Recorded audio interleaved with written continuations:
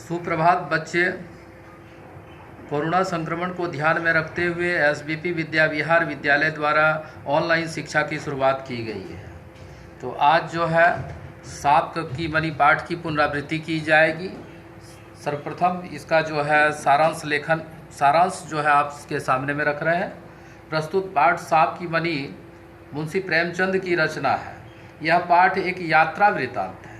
कहानी का आरंभ इस प्रकार है कि लेखक जब जहाज में नौकरी करते थे तो एक बार कोलंबो गए थे।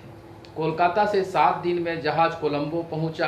कोलंबो में लेखक के एक मित्र किसी कारखाने में काम करते थे। जाने के पूर्व लेखक ने अपने मित्र को अपने आने की सूचना दे दी थी।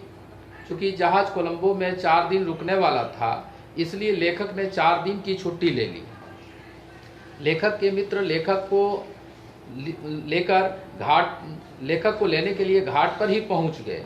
इस प्रकार लेखक अपने मित्र के घर में आकर खाना खा पीकर परस्पर बातचीत करने लगे।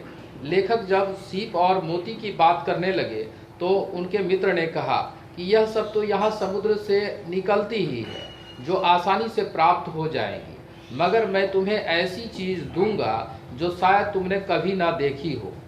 लेखक ने जब आश्चर्यचकित होकर पूछा कि वह कौन सी चीज़ है, तो लेखक के मित्र ने बताया कि सांप की मनी। इस प्रकार लेखक के मित्र ने मनी के संबंध में यह बात बताई कि मनी जो है कालिया नाग के मुंह में होती है। जब उसे रोशनी की आवश्यकता होती है तो वह किसी साफ पत्थर पर मनी को रख देता है और किसी प्रकार की कोई आहट होते ही वह मनी को मुंह में दबाकर भाग जाता है। इस प्रकार लेखक के मित्र ने अपने विश्वस्त आदमियों को मनी की खोज में लगा देता है। 2 दिन के बाद तीसरे दिन मनी प्राप्ति के जगह का पता लग जाता है और लेखक अपने मित्र के साथ उस स्थान पर जंगल में जाते हैं जहां मनी की प्राप्ति की सूचना मिलती है। लेखक घटना की सच्चाई से अवगत होते हैं। जंगल में जब लेखक ने फन फैलाए सांप को देखा तो लेखक के द्वारा सुनी हुई कथाएं सत्य साबित होती है।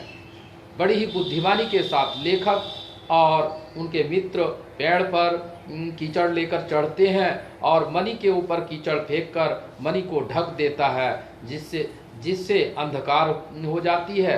दूसरे दिन सुबह पेड़ से उतरकर मनी को प्राप्त कर लेते हैं।